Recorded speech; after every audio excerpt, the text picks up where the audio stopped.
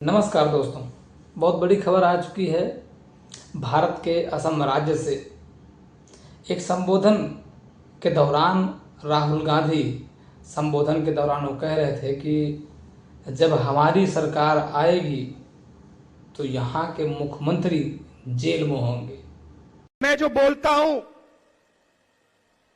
वो होता है। मैंने कोविड के समय बोला था,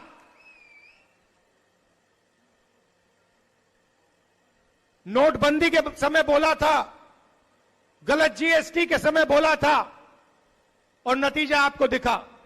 और मैं आज आपको बोल रहा हूं कि कुछ ही समय में आपको यही मीडिया वाले आपके चीफ मिनिस्टर को जेल जाते हुए दिखाएंगे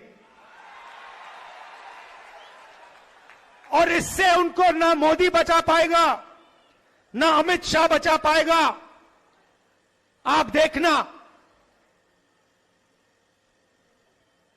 वो जेल के अंदर आपको दिखेंगे। और ये काम कांग्रेस पार्टी नहीं करेगी। ये काम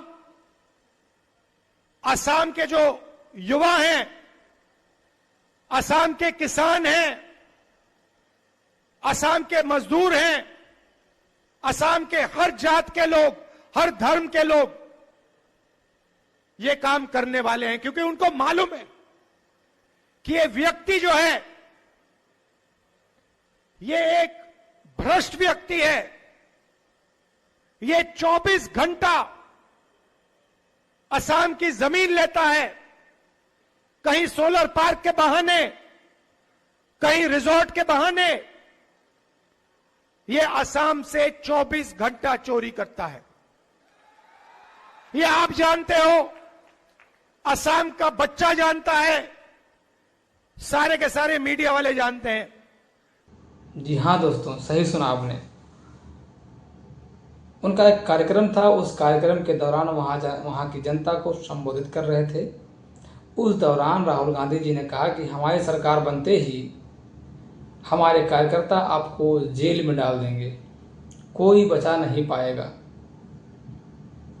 आपको मोदी और अमित शाह भी नहीं बचा पाएंगे और आप जेल में मिलेंगे। दोस्तों, हम बात कर रहे हैं हेमंत बिश्व शर्मा, जो असम के मुख्यमंत्री हैं।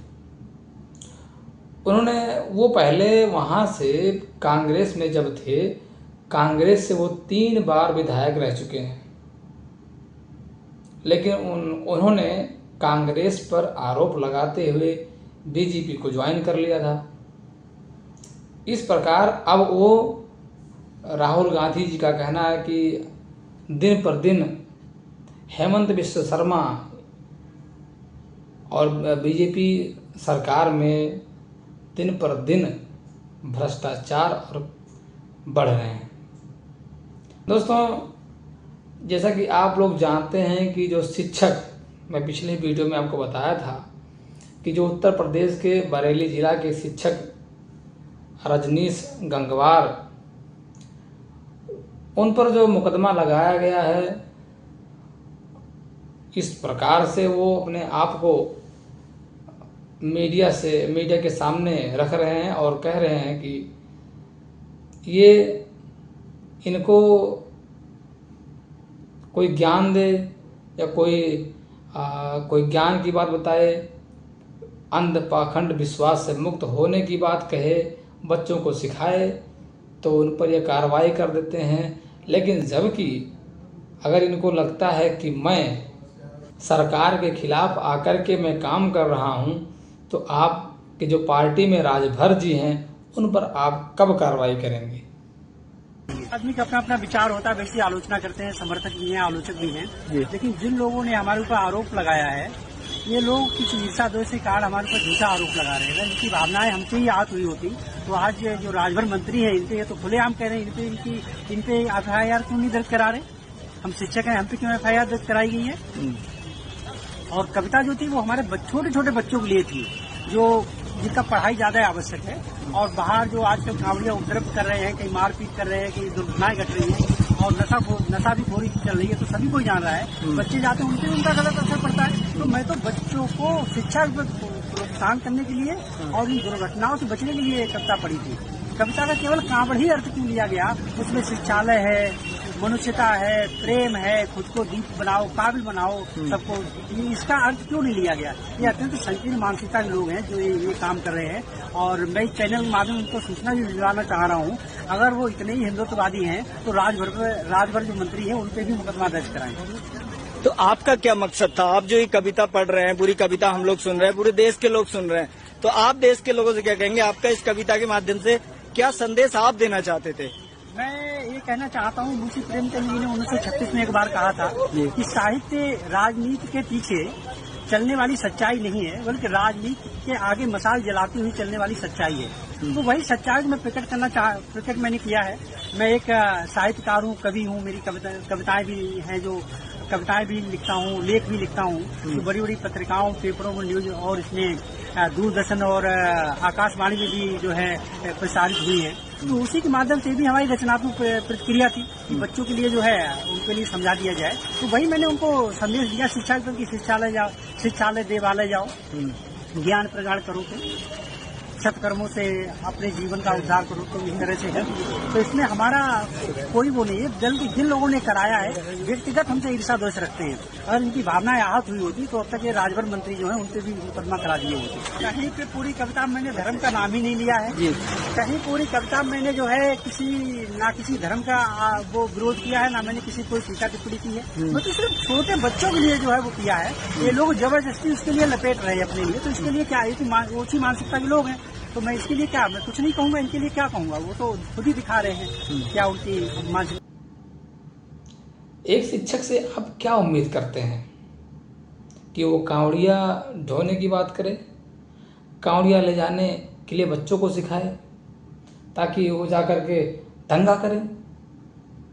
एक शिक्षक ही नहीं, पूरा देश का नागरिक ये देख रहा है कि आज कांवड़िया क्या कर रहा है। आतंकवादियों की तरह आतंक फैला रहे हैं, जहाँ देखो वहीं मारपीट, जहाँ देखो वहीं तोड़फोड़। होटल में अगर ये होटल में खाना खाएंगे, इनके पास पैसा नहीं है, तो ये कह देंगे कि आपके खाने में हमने लहसुन देख लिया, प्याज देख लिया, हम तो अपवित्र हो गए, अंडा देख लिया हमने, आपकी उसमें तो प्याज मिल गया, और उसके लिए दंगा, तोड़फोड़, मारपीट। पर कांवड़ियों को कौन बोलेगा?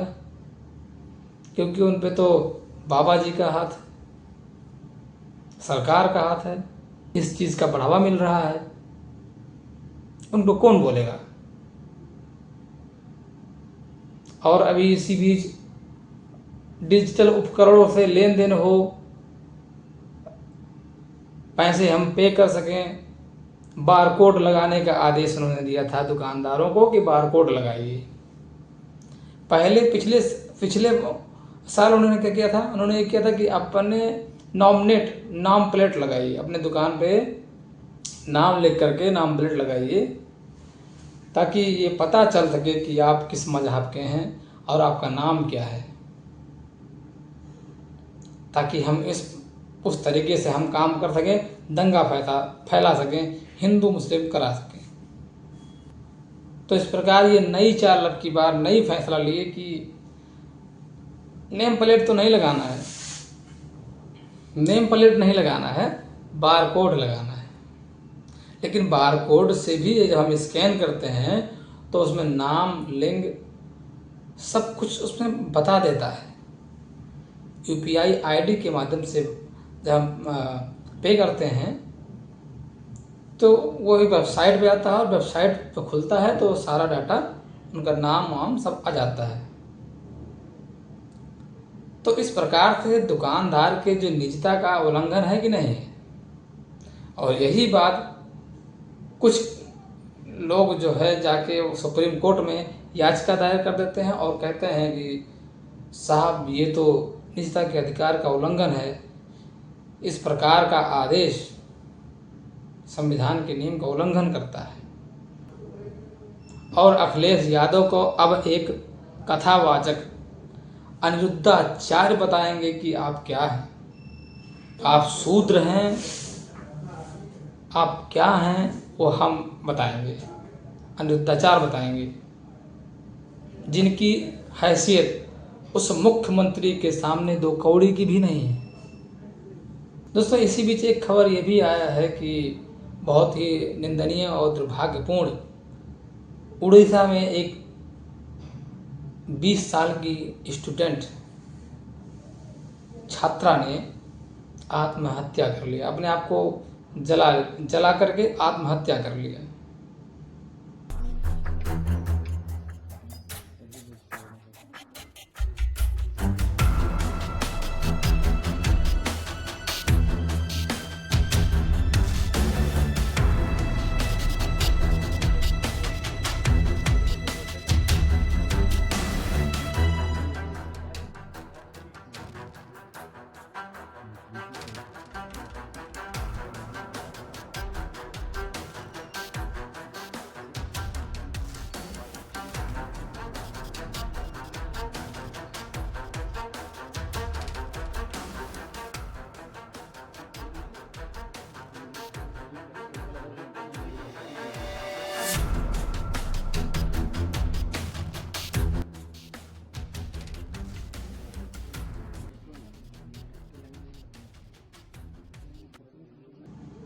क्यों?